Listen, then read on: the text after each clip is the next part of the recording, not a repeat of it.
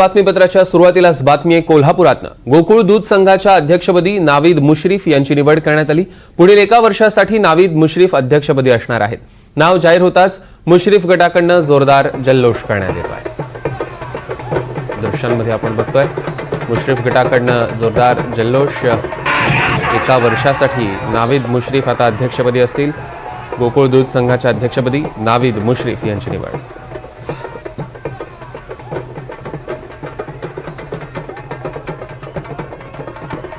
सगळ्यात मोठी आणि महत्त्वाची बातमी आपण बघतोय। गोकुळ दूध संघाच्या अध्यक्षपदी नावीद मुश्रीफ यांची निवड करण्यात आली आहे। पुढील एका वर्षासाठी नावीद मुश्रीफ हे अध्यक्षपदी राहणार आहेत।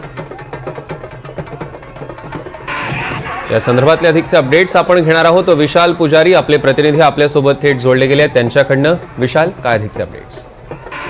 नक्कीच सौरभ, गोकुळ दूध संघाची जी निवडणूक आहे ती नेहमी चर्चेचा विषय असतो। मात्र गेल्या निवडणुकीमध्ये जो अध्यक्षपदाचा पॅटर्न ठरलेला त्या पॅटर्ननुसार दोन वर्ष आणि 1 वर्ष असा एक पॅटर्न होता आणि त्यापैकी 1 वर्षाचा म्हणजे शेवटची 1 वर्ष जे आहे त्या 1 वर्षासाठी आता अध्यक्षपदाचं नाव जे आहे ते जाहीर झालेलं आहे आणि मंत्री हसन मुश्रीफ यांचे चिरंजीव नावेद मुश्रीफ यांच्याच नावावर शिक्कामोर्तब जो आहे तो करण्यात आलेला आहे। त्यामुळे ही सगळी दृश्य आपण जी पाहिली ती गोकुळ दूध संघाबाहेरची आहेत। मुश्रीफ गटाचे जे कार्यकर्ते असतील किंवा गोकुळ दूध संघाच्या इतर संचालकांचे जे कार्यकर्ते असतील त्यांचा जो जल्लोष आहे तो जल्लोष या ठिकाणी पाहायला मिळतोय। खरं तर नावेद मुश्रीफ यांच्या नावाचा जो ट्विस्ट आहे तो अचानकपणे आल्याचं जे चित्र आहे ते कुठेतरी पाहायला मिळालं, कारण कालपर्यंत नावेद मुश्रीफ यांचं कुठेही नाव नव्हतं।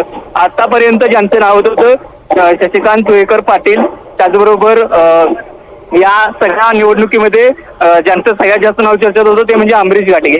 माने यांना डावलून आता कुठेतरी मंत्री हसन मुश्रीफ यांचे चिरंजीव नावेद मुश्रीफ यांना संधी दिल्याचं कुठेतरी चित्र जे आहे ते पाहायला मिळतं आणि यामुळे कार्यकर्ते जे आहेत ते जल्लोष करताना सध्या पाहायला मिळत आहेत। आता थोड्याच वेळात या ठिकाणी मोठी मिरवणूक देखील निघणार आहे आणि या सगळ्या पार्श्वभूमीवर जर पाहायचं झालं तर गोकुळ दूध संघाची ज्या अध्यक्षपदाचा जो विषय जो होता चर्चेत होता गेल्या 1 महिन्यापासून मोठ्या प्रमाणात चर्चेत होता, कारण या गोकुळ दूध संघाचे मावळते जे अध्यक्ष होते अरुण डोंगळे हे राजीनामा देणार की नाही यावरून अनेक चर्चा होत्या आणि आता या चर्चांनंतर आज या चर्चांना कुठेतरी पूर्णविराम मिळालाय, कारण गोकुळचे मावळते अध्यक्ष अरुण डोंगळे यांनी राजीनामा दिल्यामुळं आता नवीन अध्यक्षपद जे आहे ते निवडलेलं आहे। जर डोंगळे यांनी राजीनामा दिला नसता तर मोठं सत्तांतर जे आहे ते या गोकुळ दूध संघामध्ये झालेलं असतं।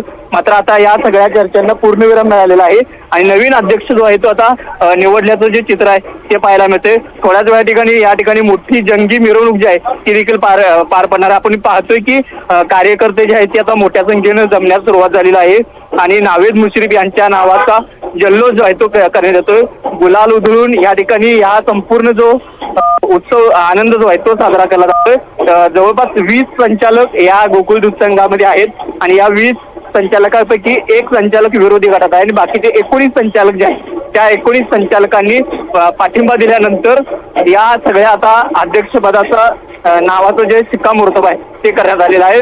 नावेद मुश्रीफ हे यांच्याकडे अध्यक्षपद आल्यानंतर आता या सगळ्या कोल्हापूर जिल्ह्याच्या राजकारणाचं एक नवं रूप जे आहे ते पाहायला मिळेल, कारण गोकुळ दूध संघामध्ये यापूर्वी कोणत्याही राजकीय घडामोडी पाहायच्या झाल्या तर राज्यस्तरीय कुठल्याही घडामोडी नव्हत्या। मात्र आता या यंदाच्या निवडणुकीनंतर एक महत्वाचा मुद्दा तो पाहायला मिळतोय, तो म्हणजे महायुती विरुद्ध महाविकास आघाडी असा एक कुठेतरी चर्चा ज्या आहेत त्या रंगलेल्या आणि त्याचंच एक रूप जे आहे ते पाहायला मिळते, कारण महायुतीचाच उमेदवार असेल, महायुतीचा सदस्य आहे तो या गोकुळचा अध्यक्ष असावा अशी जी भूमिका होती ती नेत्यांची होती आणि कुठेतरी महायुतीच्या इतर नेत्यांना मंत्र्यांना चर्चेत घेऊनच हा निर्णय झाल्याचं सुद्धा सांगितलं जाते। त्यामुळे वेगळं राजकारणाचं स्वरूप जे आहे ते गोकुळमध्ये पाहायला मिळते। निश्चितच विशाल, धन्यवाद आपण दिलेल्या सविस्तर अपडेटसाठी।